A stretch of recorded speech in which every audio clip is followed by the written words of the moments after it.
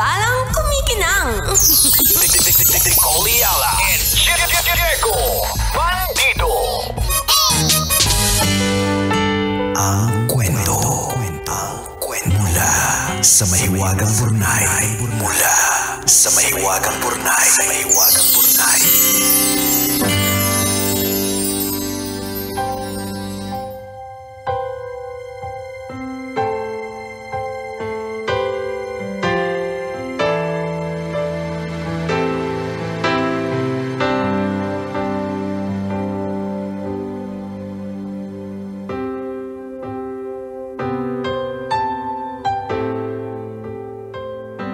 Kumikinang na tambalan, Nicole Ayala and Diego Bandido.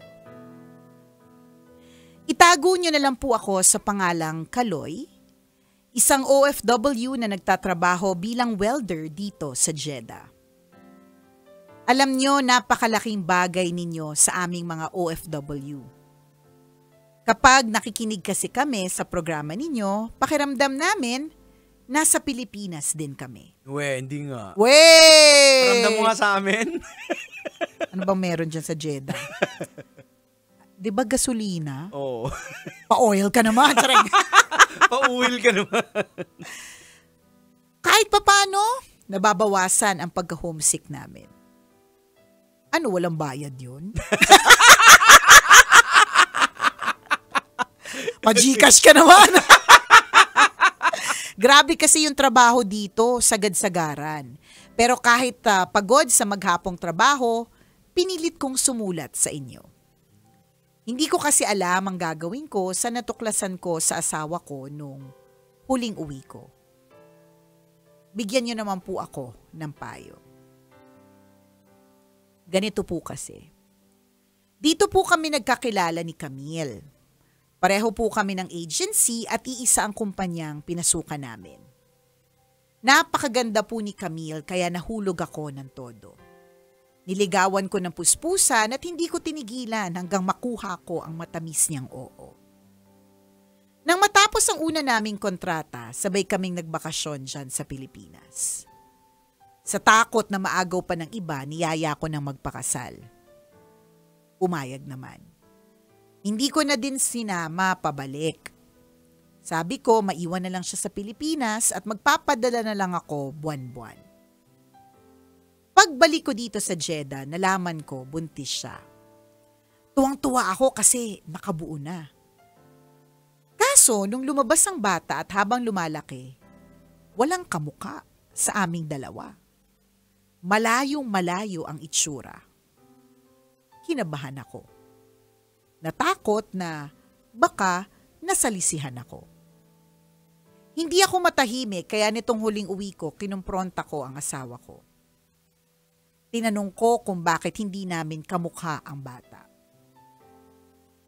Nagulat ako nang maglabas siya ng lumang litrato noong bata siya. Kamukhang kamukha niya ang anak namin. Nagparetoke daw siya kaya malayo na sa dati ang itsura niya ngayon. Nalungkot ako sa nalaman ko kasi yung malaanghel na mukhang gustong-gusto ko hindi pala totoo. Retokado. At pakiramdam ko, naloko ako. Nicole and Diego, tama po ba na sumama ang loob ko sa asawa ko? Ano po kaya ang mabuti kong gagawin? Ang inyong kumikinang Take two. ang inyong kumikinang na tagapakinig. Kaloy. Hoy, Kaloy, umayos ka. May problema ka ba sa retoke? Maraming tinatamaan. Umayos ka, Kaloy. Umayos ka, Kaloy. Walang problema sa retoke. Correct. Totoo. At alam mo ang mahirap sa'yo, Kaloy, parang punong-puno ka ng pagdududa. Lahat na lang pinagdududahan mo. Una sa lahat, magpasalamat ka kasi yung pagdududa mo na hindi mo kamukha yung anak mo at hindi niya rin kamukha, nagkaroon na ng answer. At ang answer naman, kung nagparetoke, anong problema? Correct. Ako nga ine-expect ko na baka may lalaki. Yun nga. Nasalisihan ka na ibang lalaki. Correct. Wala naman pala eh. Ano problema natin dyan, friend? kung ang isang tao naging malaanghel ang kanyang itsura ng dahil sa retoke, I don't think there's anything wrong with it. Hindi ko nga rin alam kung panlilin lang ba kung hindi niya nasabi? Kasi kung hindi niya nasabi, edi baka naman wala nang Hindi ka naman nagtanong. Hindi ka naman din nagtanong. Tsaka, ewan, baka hindi naman, baka maybe for her, hindi naman big deal sa kanya kasi, bakit nga naman magiging big deal, di ba? Bakit mo sasabihin na, oy, alam mo ba, retoke tong ilong ko, pinayos ko tong Oo. Wala namang ganun unless na may nagtanong. Correct. Di ba? Ang tangos-tangos naman ng ilong mo, ganun ba talaga kayo sa inyong pamilya? Ganyan. O kaya, pinayos ko lang to. pwede ganun. Chonggo talaga tatay ko. Tingnan mo yun. Pwede kasing ganun eh. Oo. Pamilya mo, baka chonggo yung pamilya mo, pero ikaw lang yung parot yung ilong, ang taas-taas, di ba? So, baka hindi mo rin tinanong or something, 'di ba? Pero Ganon. ako nakikita ko dito bilang isang lalaki na parang you're not loving her yung reason ng pagmamahal mo is parang physical lang ba? Kaya nga eh. Hindi dapat 'di ba mahalin natin dahil sa talagang package pagkatao, dahil mabait, maayos.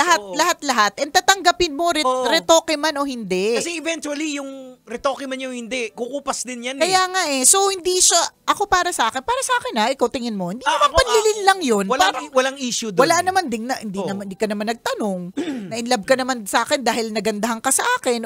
Tapos, anong problema? Kaya nga eh. Ganyan siya eh. Parang, ganito, nung una ako nakilala ng ex-boyfriend ko na asawa ko na ngayon.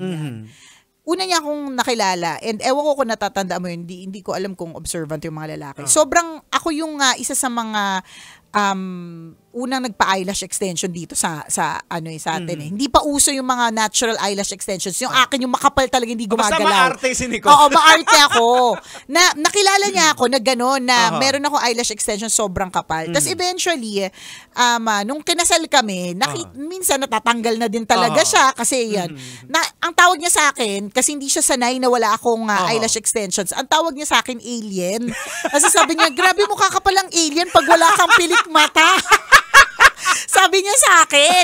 Pero, hindi maganda ka lang kapag ka nakapilik mata ka. So, pag wala kang pilik mata na mukha kang alien, ayaw ko na sa'yo. Hindi, kasi, pinakasalan niya naman ako, overall package. Ano man, yung kasama yung pagkabalahura ko, kakulitan ko, and everything else, diba? So, yun siya. Ganun lang siya. Mas maraming na-fall in love sa character eh. Over doon sa looks eh. Correct ka. Kasi, una lang yung looks eh. Kasi syempre, yung looks, bakit ba natin sinasabing una yung looks? Kasi syempre, bakit ko iisipin na liligawan ko to? Kasi in the first place, nagagandahan ako sa kanya. So saka ko na lang siya makikilalanin kung magandang ugali, ganyan. Yeah. Actually, marami nga okay yung looks nung nakilala na turn ayaw off na. kasi ang baho ng ugali. Correct. Diba? Yung pangit ganun. ng ugali. So in other words, Kaloy, hindi na natin to gawing issue.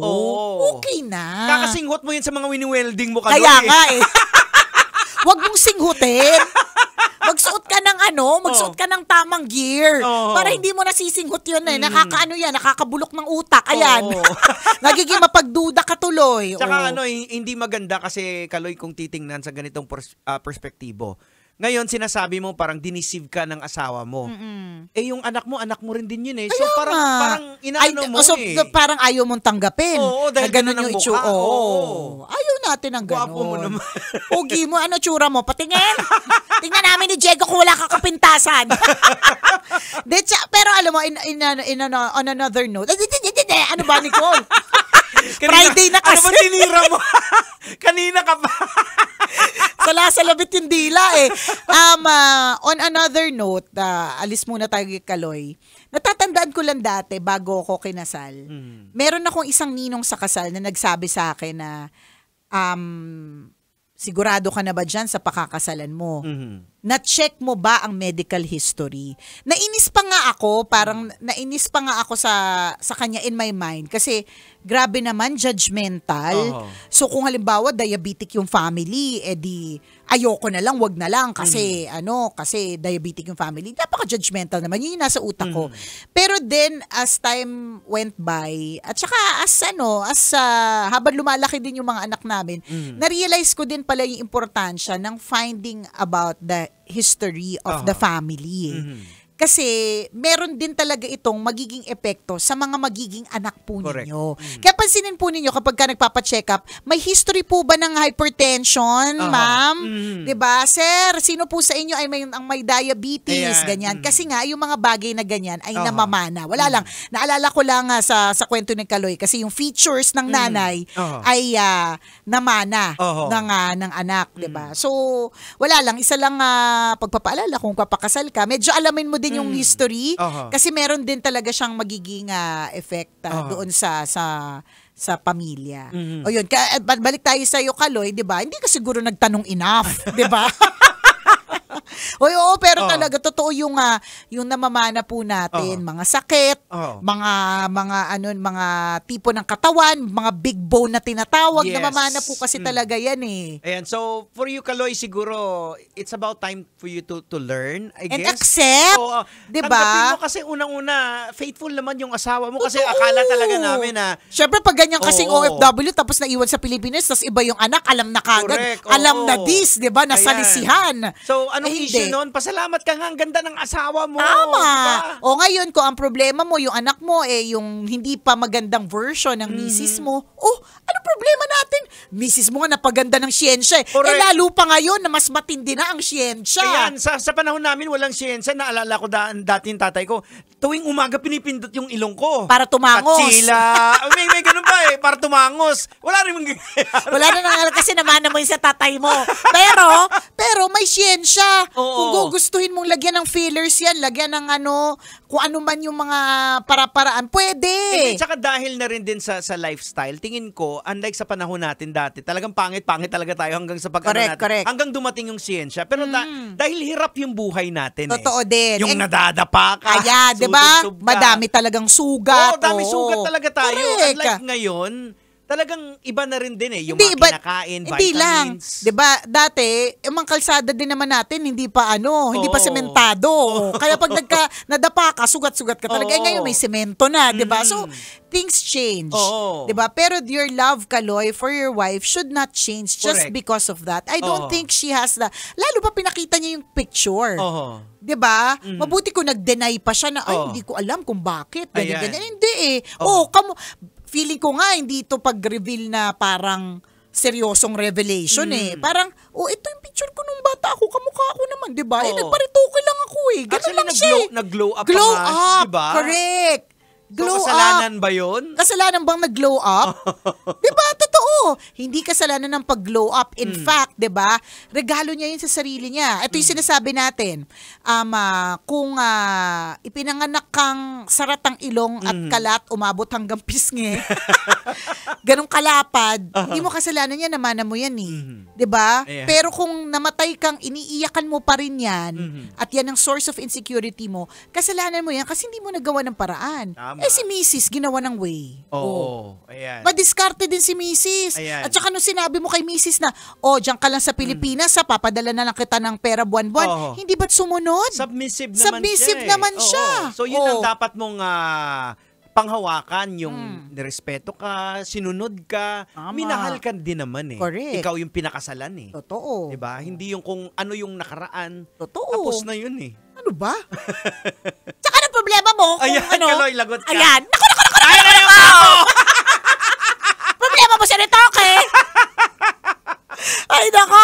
Alay, mayos ka ha. Ayan. Hindi ako natutuwa sa ilat siya ng dila mo. Ayan. Hindi porke may posibilidad kang magpa-Gcash kasi taga-Jeddah ka eh. Kakampihan kita dyan. Wala kang, Ayan. wala ka dapat, you have nothing against people na nagpaparetoke. Tandaan mo, Kaloy, na lahat ng tao, we are all made, of course, to the image and likeness Correct. of God. Ganon. Patas at pare-pareho tayo. Sa true lalo, Ayan. ha? Salamat sa iyo, Kaloy. Salamat, Kaloy. Sa pag-share ng story at nawaya, tanggalin mo na lahat ng doubts in your mind and Correct. heart. Okie-dokie. Have a great weekend, mga Yes. kabisyo. Siya, hanggang dito na lang po ang tambalang kumikinang. Ako pong kumikinang na ulo, Diego Bandido. At akong kumikinang ina mo, Nicole Liala. Kailangan Kailangan pa bang i-memorize yan? Basic! Metro's #1